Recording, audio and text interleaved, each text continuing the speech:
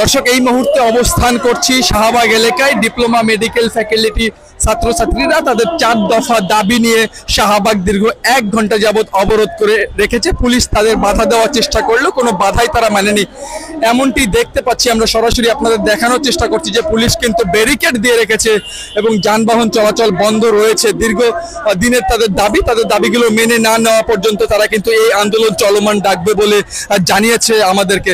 তারা যে 4 দফা দাবি করেছে সেই দাবি সম্পর্কে আপনাদেরকে একটু জানিয়ে রাখতে চাই। 250টিরও বেশি ডিজাইন অপশন নিয়ে ওয়ালটন স্মার্ট ফ্রিজ, বোঝে আপনার প্রয়োজন। অনতিবিলম্বে 10ম গ্রেডে শূন্য পদে নিয়োগ, কর্মসংস্থান ও সরকারি বেসরকারি পর্যায়ে নতুন পদ চাই, এমন একটি দাবি করেছে। দ্বিতীয় যে দাবিটি তারা করছেন, 4 বছরের একাডেমিক কোর্স বহাল রেখে অসঙ্গতিমূলক কোর্স কারিকুলাম সংশোধন ও ভাতা সহ 1 বছরের ইন্টার্নশিপ চাই, এমনটি বলছেন তারা। পরবর্তীতে যে দাবিটি তারা করছেন, প্রস্তাবিত এলাইড হেলথ প্রফেশনাল বোর্ড বাতিল করে স্বতন্ত্র medical education board of Bangladesh নামে একটি বোর্ড তারা চায়। পরবর্তীতে যে দাবিটি করছেন, 4র্থ নম্বর দাবিটি, অনতিবিলম্বে আন্তর্জাতিক মানদণ্ড ও বিএমএনডিসি স্বীকৃত ক্লিনিক্যাল বিষয়ে উচ্চশিক্ষার সুযোগ চাই।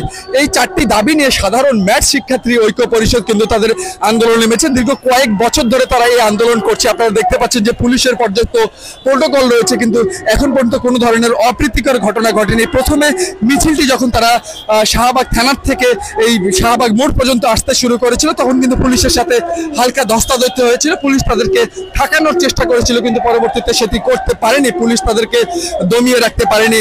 এখন কিন্তু কথা বলছে পুলিশের সাথে দফায় দফায়। পুলিশ বলছে যে তোমরা আন্দোলন থেকে চলে যাও, আমরা তোমাদের বিষয়টা দেখবো, এমনই বলছে পুলিশ। আমরা আপনাদেরকে সরাসরি দেখানোর চেষ্টা করছি যে তারা কিন্তু পুলিশের সাথে কথা বলছে, দফায় দফায় আন্দোলন করছে।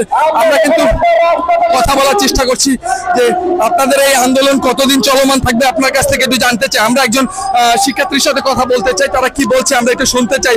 আপনাদের এই আন্দোলন কতদিন চলমান থাকবে? আমরা একটু আপনার কাছ থেকে, যতদিন না আমাদের দাবি মানা হবে ততদিন পর্যন্ত এই আন্দোলন চলতে থাকবে। এই আন্দোলন আজকেই প্রথম না, আমাদের এই আন্দোলন 2012-13 সাল থেকে শুরু, কিন্তু আমাদের এভাবে সময় নিয়ে এরকম করে আটকে রাখছে। তো আমরা যতদিন না এই আন্দোলন শেষ হচ্ছে ততদিন আমরা রাজপথ ছাড়বো না।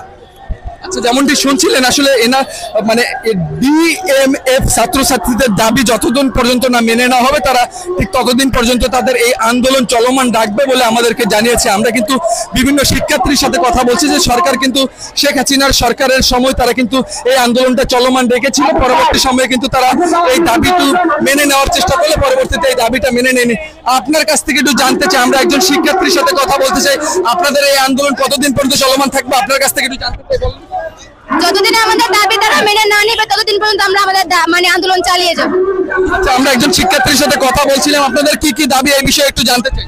আমাদের এলাইড বোর্ড বাতিল করতে হবে, উচ্চশিক্ষা দিতে হবে, আমাদের ইন্টার্নশিপ বহাল রাখতে হবে, তারপরে আমাদের যে সরকারি নিয়োগ ওটা আমাদের আবার পুনরায় ভাবে চালু করে দিতে হবে। দর্শক যেমনটি শুনছিলেন, তাদের ইন্টার্নশিপ বহাল রাখা সহ আরো যে 3টি দাবি আছে, সেই দাবি কিন্তু তারা পূরণ করার জন্য তারা শাহবাগ অবরোধ করছে। এখন পর্যন্ত কিন্তু শাহবাগ অবরোধ রয়েছে, আপনাদেরকে সরাসরি দেখানোর চেষ্টা করছি।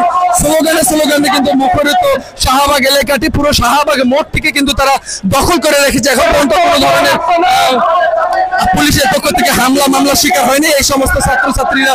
আপনাদেরকে সরাসরি দেখানোর চেষ্টা করি। স্লোগান কিন্তু চলছে, স্লোগানে পুরো শাহবাগ মোড়টি কিন্তু মুখরিত হয়ে আছে।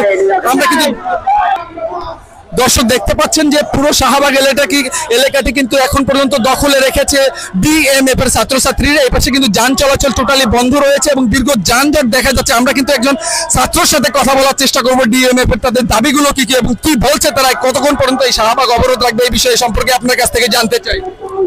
আমরা দীর্ঘ 12 বছর ধরে আমরা আন্দোলন করে যাচ্ছি।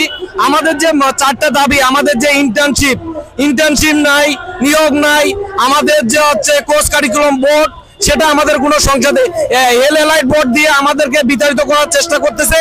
আর দ্বিতীয়ত দেখা যাচ্ছে যে আমাদের এই ডিএমএফ জাতি দেখা যাচ্ছে সব ক্ষেত্রে আমরা গ্রামীণ পর্যায়ে আমরা সেবা দিয়ে থাকি, অথচ দেখা যাচ্ছে যে আমাদের সেই পদটা থেকে সরে আসার জন্য তারা একতরফা আমাদের লেগে উঠে পড়ে লাগছে।